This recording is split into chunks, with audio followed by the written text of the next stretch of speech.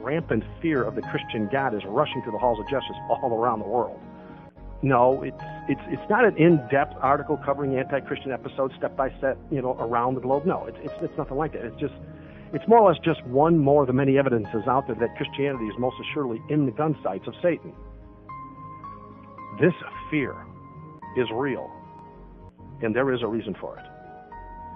Psalm 14:5 says, There were they in great fear, for God is in the generation of the righteous. So they're going to be, a lot of them fear us, not realizing it's not us they should be fearing, because none of us, well, there are some people out there that says, I'm a prophet, or I'm a bishop or whatever, or I'm a theologian. There are people that want to take that which God gives them as if they are the ones that did it. But the true child of God, no. We understand they don't really fear us. It's just like on that last day when the eastern sky's splitting and the rainbows are above our heads. We're looking up even though they're down there kissing our feet and worshiping us. We don't care. We know they don't understand. It is not us. It is Christ our righteousness. Just like the weak soldier fears the stronger soldier because they have the abilities that they cannot match in battle, the wicked fear the Christian because we have the Creator God within our hearts. But they fear our God for all the wrong reasons.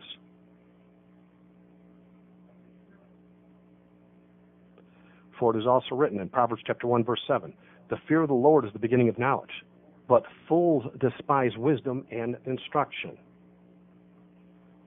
The fear of God is welling up in the hearts of some within the United Kingdom, and rightfully so, I might add, as he's about to stop all this foolishness, pretty graphically in the coming days.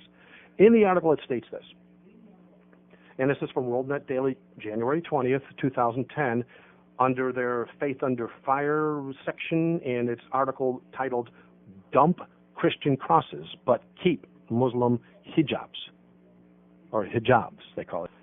It says, a case has been launched in the Court of Appeal for Great Britain over a rule imposed by British Airways on employees allowing Muslims to wear a hijab, Jews to wear skull caps, Sikhs to wear religious bracelets, but banning a Christian woman from wearing a tiny silver cross necklace. The airline argued that wearing the cross was Awida's choice, I guess that's the woman's name, but it is not required of her Christian faith. The tribunal's opinion said other symbols such as turbans and bangles cannot be concealed and so are allowed. All right? Now, as we can see, the excuse offered up by the airlines was the cross is not required of a Christian faith. Yes, that's 100% unequivocally, absolutely true. But at the same time, that is nothing more than a silly response fabricated by those that have no clue as to what some people hope to proclaim by wearing crosses. Now, don't get me wrong here. I do not condone wearing crosses or any religious items on the body, in the home, or on the church buildings in any way, shape, or form, because it does, in fact, lead to idolatry. This is boldly illustrated by the faith of the Roman Catholic Church with all their strange religiosities. The fact the woman is claiming Christ as Lord of all is what really scares them here. It's not that cross. Right? Truth is, if she was wearing, let's say, any religious icon, as long as it's not considered Christian in any way, shape, or form, they're okay with it. So, yes, the cross is not how we as Christians should share our faith. Truth be known, it's a morbid symbol, to say the least. Rome has glorified the most torturous method of execution known to man by demanding the wearing of such items upon the people she controls over the centuries. It's no more than a constant reminder to those they persecute that they have the power to kill you. This is boldly illustrated best within the one and only Catholic Church, wherein they have a dead Jesus hanging on that cross, where all the other churches have an empty cross. To put this into perspective, imagine if Jesus came to earth to share his truth in our day, and we killed him on an electric chair. Would people be wearing electric chairs around their necks 2,000 years from now? Sounds pretty morbid, right? It's not the cross that saves the soul. It's who died on that cross that saves the soul. Hebrews chapter 2, verse 9 says, but we see Jesus, who was made a little lower than the angels for the suffering of death, crowned with glory and honor, and he, by the grace of God, should taste death for every man. And then 2 Timothy 1:10 says Jesus actually abolished death and hath brought life and immortality to light through the gospel. Jesus said, it's our fruits that makes our faith known to man, not the outward displaying of religious icons upon the body. If it was that easy to be considered holy, why did Jesus rebuke the leaders of the church 2,000 years ago? The people looked upon them, like the Pharisees and Sadducees and scribes, they looked upon them as if they were holy men, and mostly because they dressed the part. But in Matthew 23:27, Jesus plainly said, woe unto you, scribes and Pharisees, hypocrites, for you are like unto whited sepulchres, which indeed appear beautiful outward, but are within full of dead men's bones and of all uncleanliness. No, wearing the cross is not a sin, but it can and does usually lead to idolatry, which is sin. Of this we have no doubt, just by looking at Rome.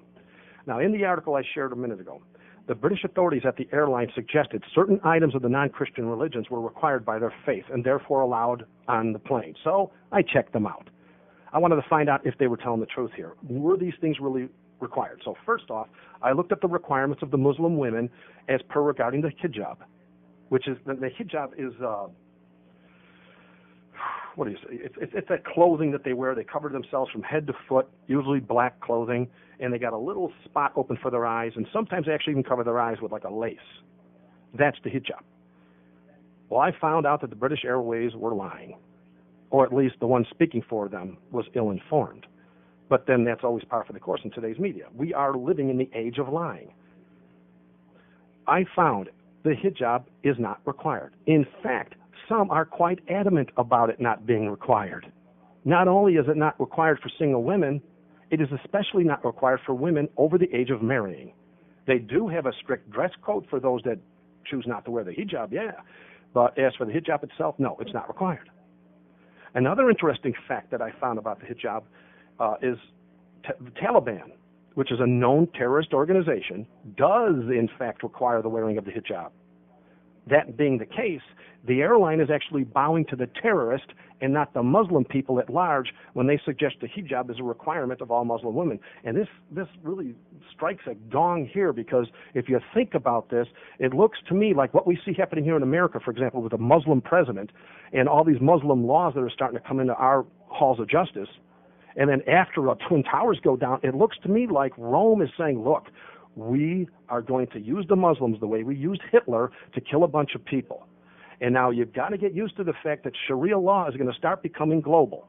We're going to put these Muslims up front because they're going to be our henchmen and they're going to go for it, or whatever. It looks to me like they're bowing all around the world at the same time. So the truth is, most of us do in fact know Muslim women right here in the USA. Right? And not all of them wear the hijab. Right?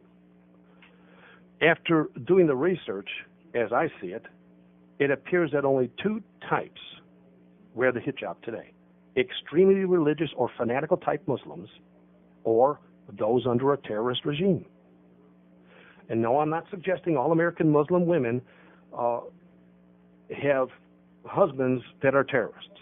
I'm just stating the facts as anyone on the planet can research for themselves. All right? So, as for the skull cap of the Jewish people, or the yarmulke, the custom is that it be worn to remind the person at all times that they are under the authority of God. This, too, is not required. However, some will argue it is required during prayer time. Still, even if that were true, Jews on airplanes, in shopping malls, or at work wearing the skull cap or the yarmulke are not at a prayer time while doing so. So again, no, it's not required. Another thing that most don't seem to realize, it is a fairly new tradition as well. It started only 500 years ago. Had it been an actual biblical requirement to wear the skull cap or the yarmulke, it would have been mentioned in Scripture as such, and it would have started thousands of years ago. So here, once again, we see the British are using deceptive language so as to keep their anti-Christian agenda hidden to some extent. And then finally, the bracelet, or that kara, they call it, of the Sikhism religion. It's called Sikhism